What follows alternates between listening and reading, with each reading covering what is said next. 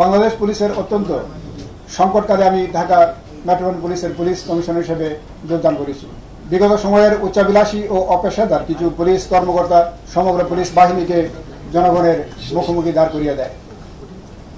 এর ফলে ছাত্র জনতার আন্দোলন, গণ অভ্যুত্থান এবং বিগত সরকারের পতনকে ঘিরে সংঘর্ষ ও সহিংসতায় পুলিশের মনোবল ভেঙে গিয়েছিল।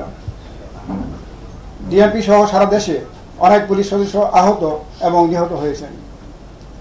প্রাণ ভয়ে আত্মগোপনে ছিলেন মাঠ পর্যায়ের পুলিশ সদস্যগণ। অনেক স্থানে আমাদের অবকাঠামো ধ্বংস হয়েছে। ট্রাফিকের প্রায় সকল অফিস ও বক্স ভাঙচুর হয়েছে।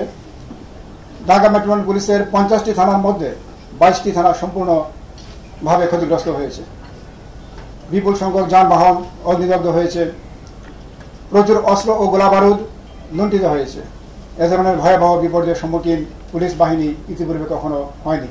আমরা চাই যে সকল পুলিশ বাহিনীর সাথে সবাই পেশাদারিত্বের সাথে কাজ করবে। পুলিশের কাজ আপনারা জানেন আইন এবং বিধি দ্বারা নিয়ন্ত্রিত। তো কাজেই এখানে কোন স্থান থেকে আসছেন বা কোন এলাকা থেকে আসছেন এটি আমাদের কাছে বিবেচনা। আমরা চাই একটি পেশাদার পুলিশ বাহিনী তৈরি হবে। এখানে আপনার দুর্নীতি, অনিয়ম, অন্যায় এর কোনো স্থান থাকবে না। এবং এটার জন্য আমাদের দিক থেকে যেরকম যে কর্ম পরিকল্পনা থাকবে, একই সাথে আমরা জনগণের সাপোর্টও চাই যে আপনারা ধরিয়ে দেন কে এরকম যে অপরাধমূলক কাজগুলো করছে, নিয়ম বহির্ভূত বিধিমূলক কাজগুলো করছে, এগুলো আপনারাও ইনফরমেশন আমাদেরকে দিবেন এবং অ্যাকর্ডিংলি আমরা ব্যবস্থা নেব। যে কোনো মামলায় বিভিন্ন ধরনের অপরাধী, বিভিন্ন ধরনের তাদের ইনভলভমেন্ট থাকে। তাদের যে প্রিন্সিপাল অফেন্ডার আছে, আবার অ্যাবেটর আছে। তো অনেকেই যে এই সকল অপরাধে যারা ইতিমধ্যে আছে তারা হয়তো এই অপরাধকে সংগঠনে সহযোগিতা করেছেন বিভিন্নভাবে। এবং আপনারা জানেন এগুলো।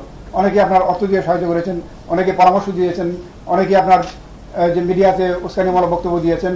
তো এগুলো তো অপরাধ, আপনার অবশ্যই অপরাধ। এবং আমরা আইন অনুযায়ী যে কাজগুলো করবো, এভিডেন্স কালেকশন করবো। এভিডেন্স কালেকশন এবং যে কোনো মামলা তদন্তে এভিডেন্স কালেকশন অত্যন্ত গুরুত্বপূর্ণ এবং যে কোনো অ্যারেস্ট আপনার হবে এই কালেক্টেড এভিডেন্সের উপরে। আর এটি আমরা চেষ্টা করছি। ধরুন আপনার যে যখন আমরা এখানে দায়িত্ব পালন শুরু করি তখন এটা একেবারেই যে জিরো পজিশনে ছিল। কোনো পুলিশ হিসেবে আপনারা দেখেছেন, নিজেরাও দেখেছেন যে একেবারেই জিরো ইয়ে ছিল। তো আমরা আস্তে আস্তে এটাকে আমরা রেজ করার চেষ্টা করছি এবং আমরা বিশ্বাস করি, আপনারাও স্বীকার করবেন যে একটা যে এত দ্রুত সময়ে যে এই যে একজন ট্রাফিক পুলিশ অ্যাক্টিভেটেড হয়েছে, পুলিশ স্টেশনগুলো অ্যাক্টিভেটেড হয়েছে, ইনশাআল্লাহ সামনের দিনগুলোতে আমাদের পূর্ণ সক্ষমতা নিয়ে আমরা কাজ শুরু করতে পারবো।